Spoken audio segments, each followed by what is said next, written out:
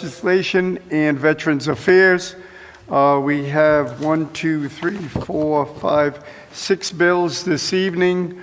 What I'd like to do is, because of the fact that some of our members have to go to education to testify on various bills, would be in the fact that most of these bills need modifications, that we take a vote on each of these particular bills and hold for further study, and then have the sponsors speak in order on the particular bills, and then from there have the public testify on those bills, and then proceed from there. But the first thing we have to do is the roll call, so I'll have the clerk announce the person's name to see if they're present. Clerk? Senator Bell? I'm here. Senator Lawson? Present. Senator Mendez? Here. Senator Morgan? Present. Senator Murray? Present. Senator Raptakus?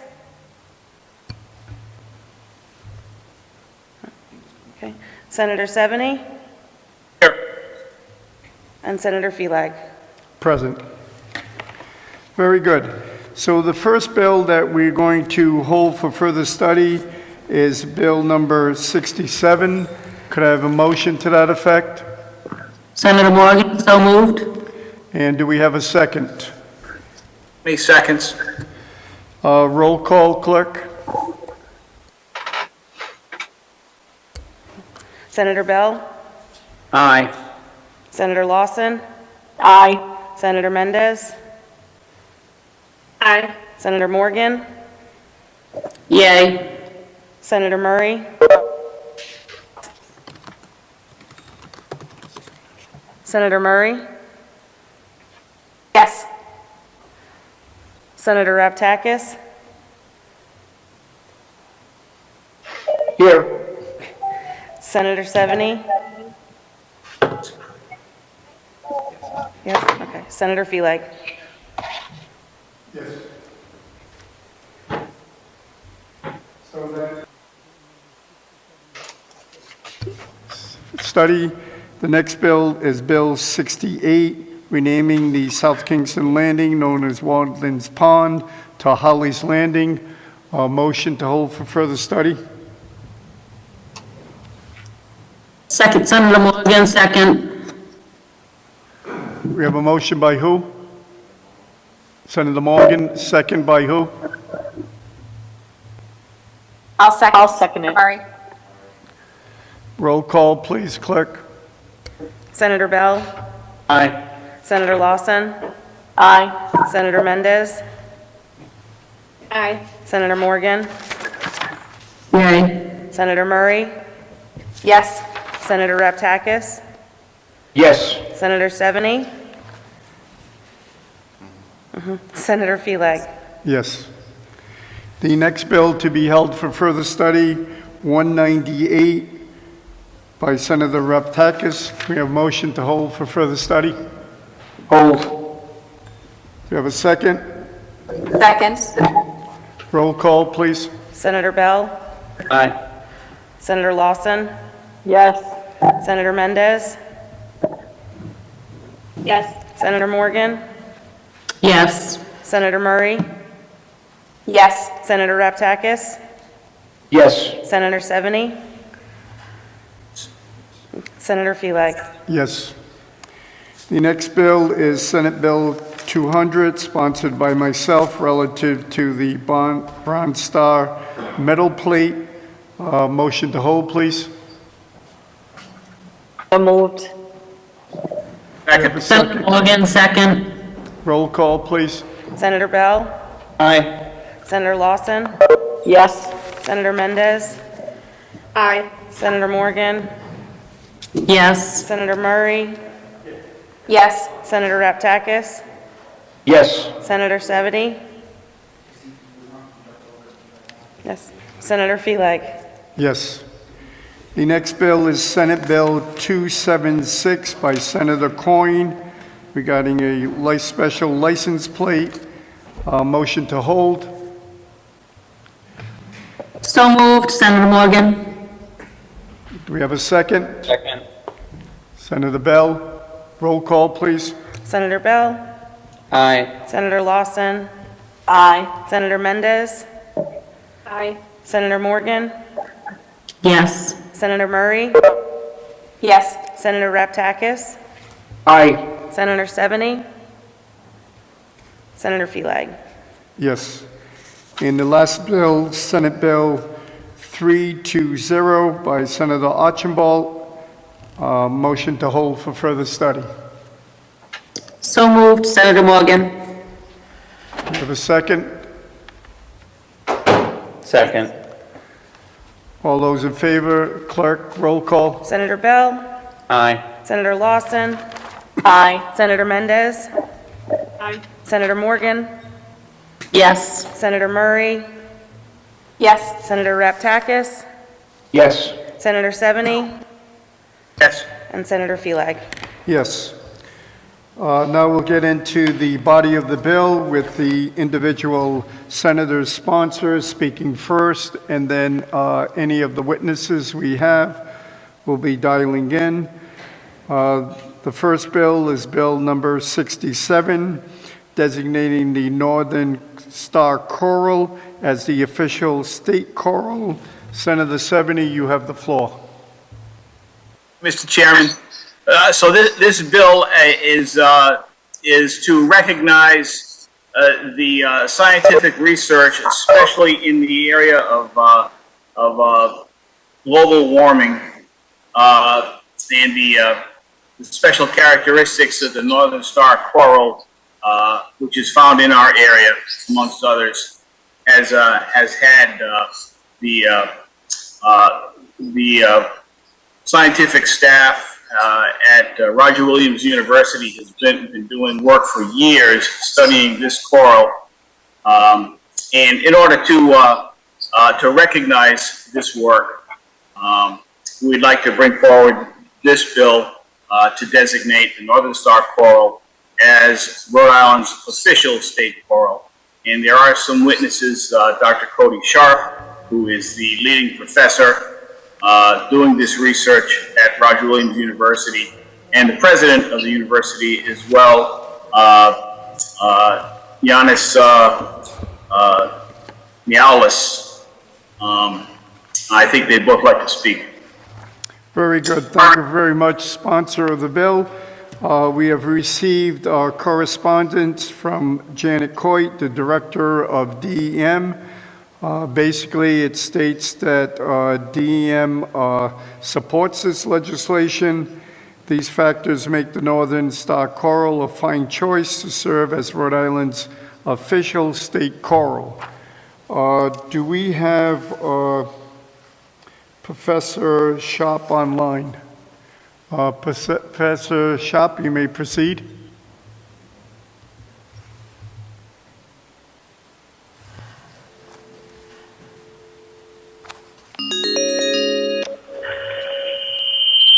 Professor?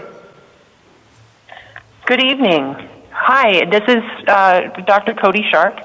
I'm a marine biologist at Roger Williams University. I'm a Rhode Islander, and I'm here to give my strongest support for this bill to make the Northern Star Coral the official state coral of Rhode Island. If I could say a few things about the research that we do on this coral, I would say that granting this coral a state emblem really helps, it gives us the opportunity to celebrate the Northern Star Coral as a unique asset to the state of Rhode Island. It's an emblem for research, for conservation, and for education in Rhode Island. This coral is the only hard coral present in New England. And yes, we have coral living here in New England. Many people are surprised to hear this. Often when people think of corals, they picture tropical reefs and clear blue waters like in the Florida Keys or in the Caribbean. But we do have a coral of our own here in New England. Now, it's like tropical corals in many ways, but it's also different. Astrangia is different than tropical corals in a few very important ways. And the scientific name is Astrangia. You could sincerely say it's strange. It's very unlike its tropical cousins. First, and I think really importantly, it's New England tough. So it's a hardy coral. It can withstand our extremely cold winters and our super hot summers. Tropical corals actually are not able to do that. And like Rhode Island, this coral itself is actually extremely small.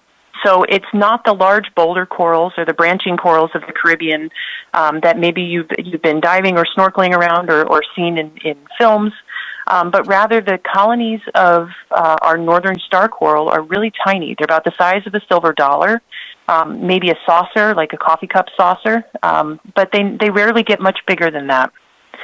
It's also strange because it's a little more flexible than its tropical cousins. And what I mean by that is that like its tropical cousins, corals in the Florida Keys or the Caribbean, for example, it maintains a partnership with microscopic algae that live in its tissues. But Astrangia, our northern star coral, does not need this partnership to survive. When this partnership is disturbed in tropical corals and the algae are lost from the coral host, we call this coral bleaching. Coral bleaching can kill corals. It's caused by climate change and ocean warming, and it's devastating reefs worldwide. But in Astrangia, because that partnership is so flexible, we can work with corals that have those algae and don't have those algae.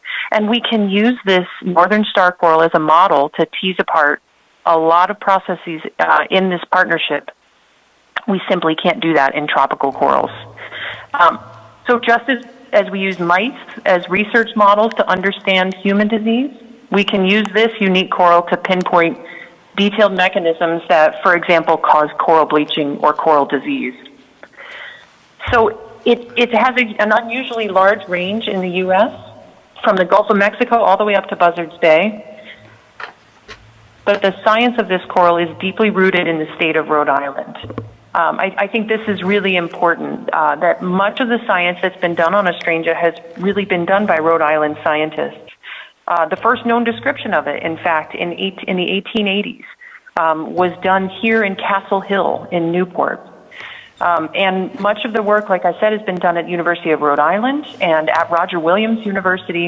And I recently co-founded a large active collaborative of researchers from all across the nation who have become engaged in studying this unique species.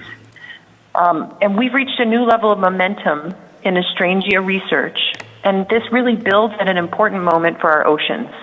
So here we are in the ocean state. It seems so straightforward to name our official state coral, particularly one that is so unique. It's so much like Rhode Islanders, right? It may be small, but it's very hardy, and it's full of insights that can solve global problems. I also would just like to say that not only can it honor current academic innovation by Rhode Islanders, I'd like to think it can also enable new education and outreach efforts. So for K through 12 curriculum, learning about this coral can connect school children with their local ecosystems, and it can even provide a portal to global climate issues and ocean issues. So I'd like to thank you for hearing my testimony today and join me in supporting the passage of this official designation for the Northern Star Coral. Thank you very much. Thank you very much, Professor. Can you hear me? Yes, I can. Where is it found in Rhode Island?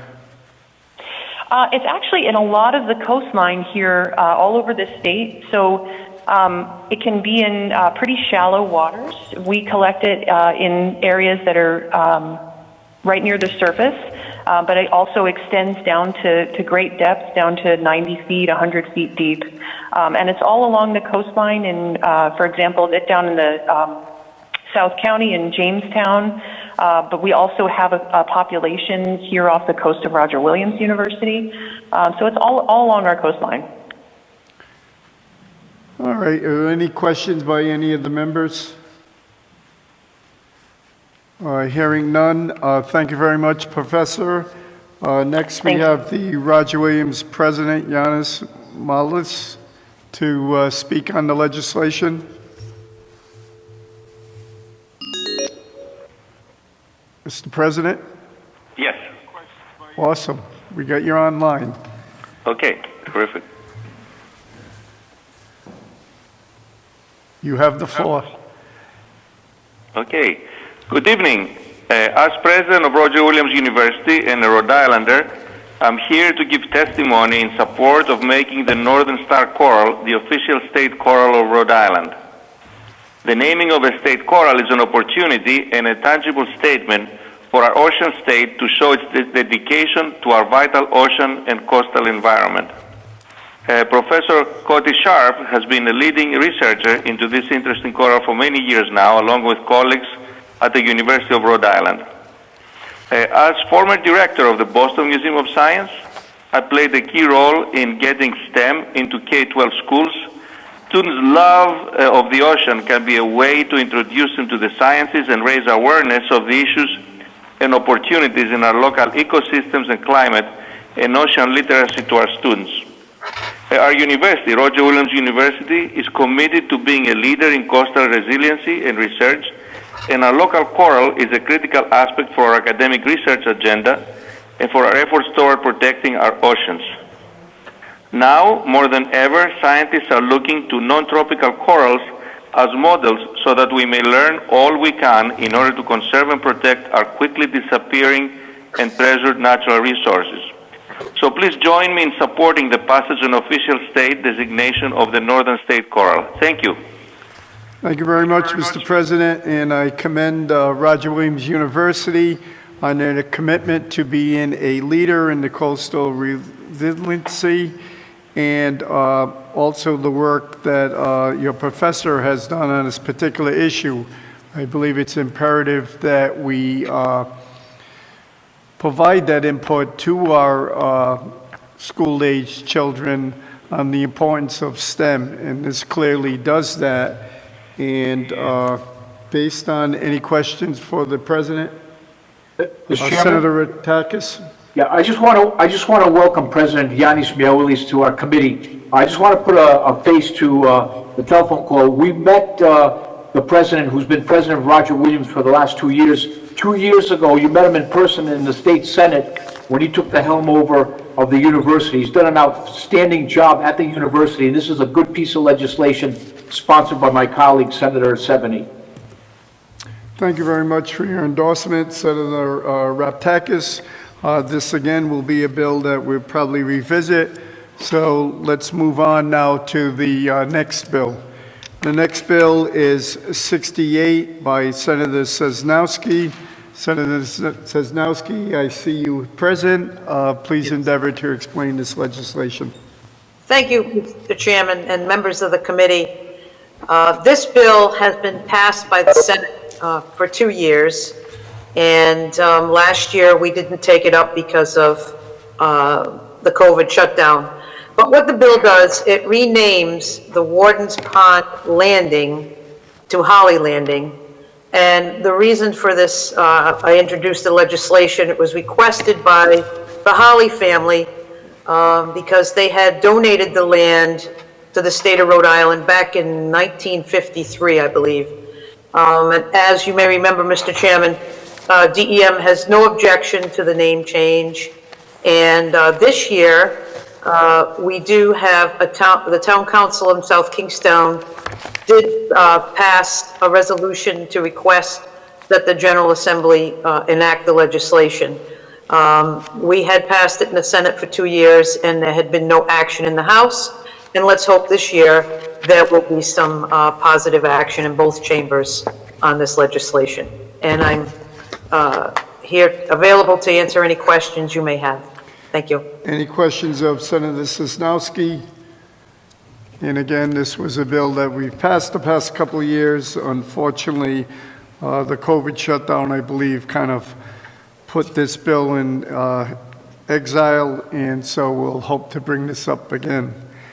The next bill is Senate Bill 198 by Senator Raptakus. Can you endeavor to explain this piece of legislation?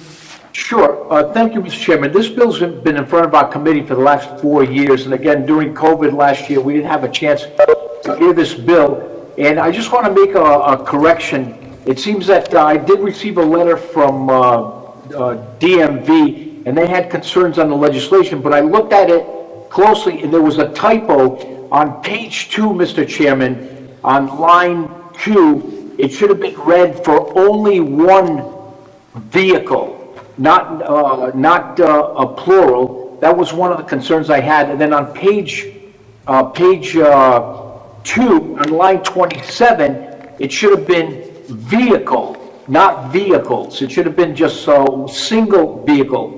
Because what the intent of the bill is to have a veteran who served our country, who owns a business, to be allowed to have his personal vehicle, not a company vehicle, his personal truck, to allow a veteran plate. And we're limiting, this legislation should have limited to one vehicle to the owner of the business, not a fleet of vehicles having veterans plates, not a co-owner or anyone else. So the bill was drafted incorrectly, and with those corrections, Mr. Chairman, when we do revisit this bill and we are allowed to have a amendment to the bill, it should be singular. And those are the corrections that should have been made to the vehicle. We want to thank our veterans, especially our business owners who have one vehicle, a pickup truck, to be allowed to have a veterans plate for their use. And thank you, Mr. Chairman. Senator Raptakus, I'm glad you brought that up because that was my main question, the number of vehicles, because obviously some businesses have multiple number of vehicles, and if the owner is a veteran, we could be establishing a great number of veterans plates for that particular entity. So again, there was concerns expressed by DMV, and so I look forward to you probably giving them a phone call and ironing out that particular issue so that we can bring it back to the committee. Chairman, I believe they might be testifying this afternoon. So no, they spoke to me and I told them that no testimony would be required of them since they put forth a letter indicating that you would contact them and iron out that particular issue. Okay? Any questions? Hearing none, let's move on to the next bill. What? Oh, yeah, that's right. I forgot all about it. We have Dan Herbert, who'd like to provide testimony. He's the business owner, and hopefully we can get him online. Mr. Herbert?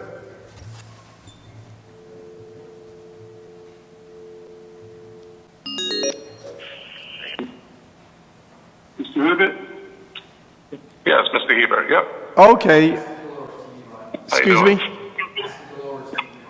Can you, Yes, can you lower your TV volume, please? Okay, All right, now we hear you great. Thank you, sir. excellent. Yeah, the issue was I was registering my vehicles. I was leasing my vehicles at first, and I guess there was a loophole at the DMV where the veteran plate was owned by the lease company. So after a while, I says, you know, I'm just gonna buy this truck outright. I'm not gonna lease it. I'm gonna buy it. And next thing you know, they told me that I'm not able to register my vehicle under the corporation and still have the veteran plate. And my argument was, well, I'm a veteran-owned business. I'm a sole owner of a corporation. Why can't I do that being a sole owner of a corporation as my, you know, my personal money flows through my corporation. So at that point, they just told me, well, change the law. So here I am. And, you know, but my feelings are that, you know, if you are a sole owner of a corporation and you are a veteran, you should be able to register a vehicle, especially your personal vehicle, under the corporation and still have a veteran plate. I understand that there are concerns with multiple vehicles, which is definitely not what I want to see on the highway or on our roads, you know, with other employees or other owners utilizing a veteran plate. That's not my intent or Senator Raptakus' intent to do that either. So that's about all I have to bring to the table right now. No, I appreciate you taking the opportunity to speak to us on this particular endeavor, and I'm glad to note, as you and Senator Raptakus have noted, that it's only one vehicle versus a fleet of vehicles. And so, as I mentioned to Senator Raptakus, for him to get in touch with DMV, see if they can iron out the language of mutual agreement such that we can move forward on this piece of legislation. Any questions by any of the members? Hearing none, we will move on to the next bill, Senate Bill 200, which was sponsored by myself, which creates a special motor vehicle plate for recipients of the United States Bronze Star Medal. This was a bill that was, I believe, heard last year.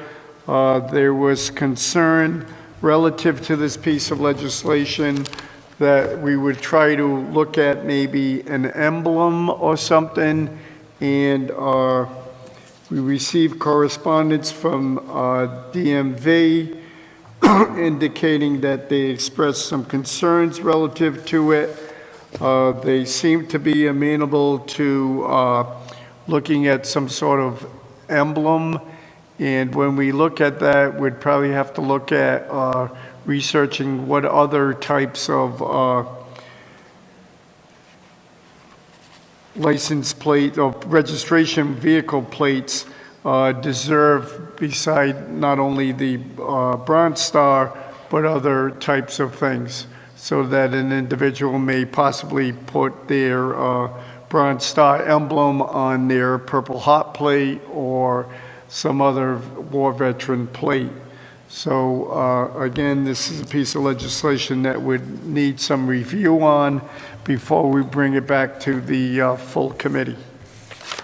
The next bill is Senate Bill 276 by Senator Cohen, authorizing the administrator of DMV to issue special license plates to the Friends of the Pontham Rocks Lighthouse.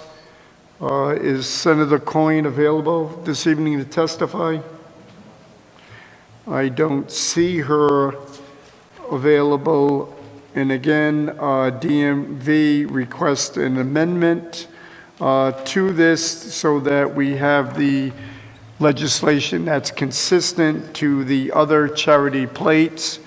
Let me note one thing here for the public, is that we have probably about 80,000 license plates within the state of Rhode Island, and I think we have roughly around 18,000 that are the special charity plates. And unfortunately, as much as these organizations think it's pretty easy to get 600 plate signatures or recipients of this particular endeavor, usually it takes a number of years, and usually they don't come to that fruition. We noted that we received an email correspondence from the director of DM that indicates that a lot of these have taken a number of years, whereas the Bristol 4th of July was able to get theirs, but they're over the number, but it took them a number of years. And also the fact that even like a Providence College Friars plate is still under the limit of 600. So that's a plug to the Friars plate to hopefully get that number above so they can issue those particular plates. But it does take a lot of work by a group of individuals to get that 600 number. So any questions by any of the members of the committee? Hearing none, the last bill is Senate Bill 320 by Senator Archambault. Is Senator Archambault available to speak on this piece of legislation? I am, Mr. Chairman. Let me just put my video on. Thank you. Good evening, Mr. Chairman, members of the committee. This bill sort of segues across all the special legislation bills and was asked to put it in so that a smaller number of plates, if the 600 threshold wasn't reached, a smaller number of plates could still be made. And so the act would provide for a reduction in the minimum number of plates ordered by the DMV to 150, with a conditional fee of $3,000. It's really a nominal fee that is put in an escrow. If the 600 threshold is hit, then the $3,000 goes back to the special interest group who wants 150 plates.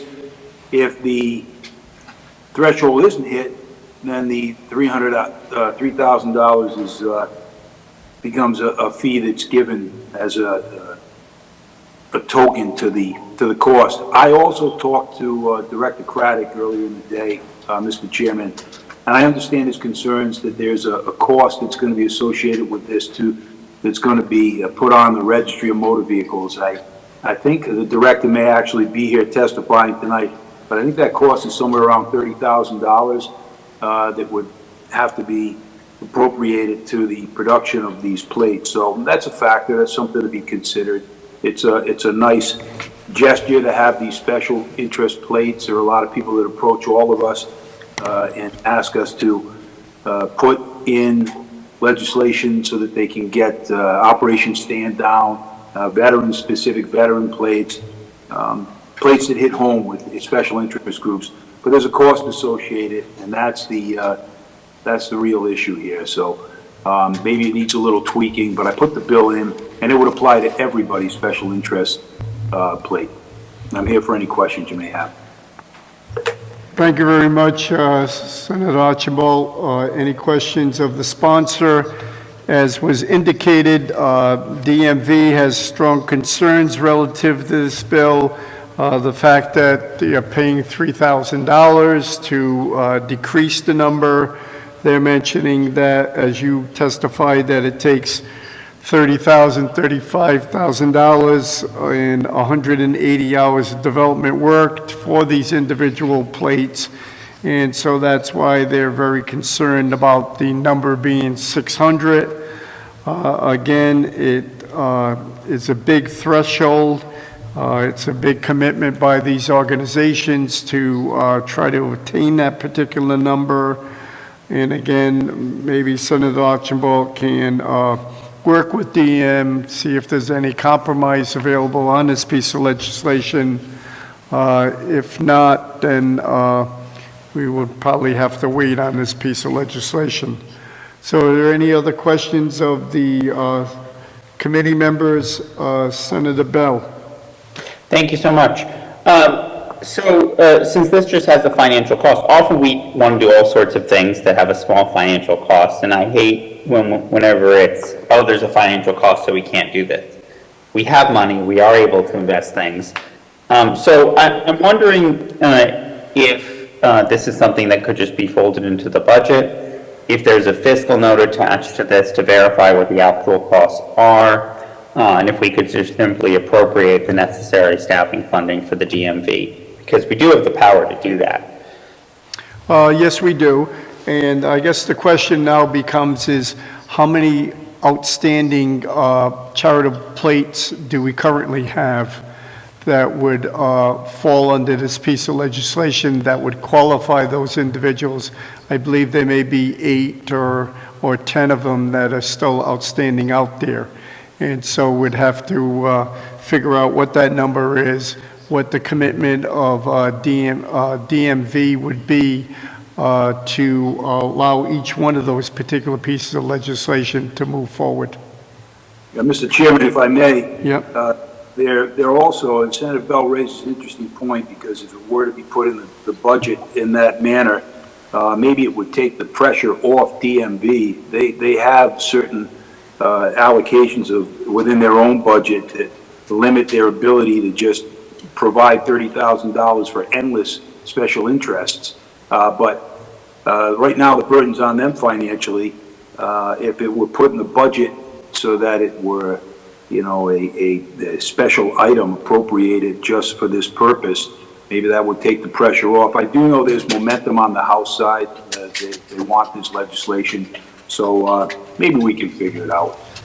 It's a good point, Senator Bell.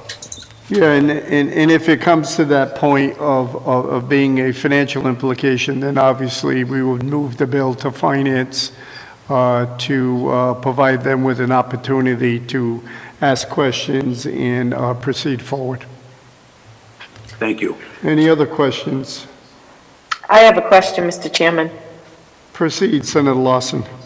I know I had to move over to education, but I was just wondering, so in regards to that financial cost and the timeline, it doesn't really begin till they hit the 600 threshold of plates?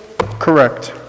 Okay. Correct. And then, They have to initially sign up 600 individuals that are willing to donate the $40 to them, and then they can proceed from there. and usually what's the time frame once you hit the threshold to actually getting on a car? Oh, well, they have to come up with the design, and then based on the design, it has to meet the specifications by the Rhode Island State Police, because they're the ones that have to look at that vehicle and determine that it's, they can see the plate number and things of that nature. So it at least takes a year or more to proceed from there. Then they print up the plates, and then they notify each of the 600 or more individuals that the plate is available to them. Like I've said, over the years, we've approved a number of them, and some of them have taken more than the year's time that we initially put forth. And so that's why we passed legislation to allow them 5 years to get to that particular number.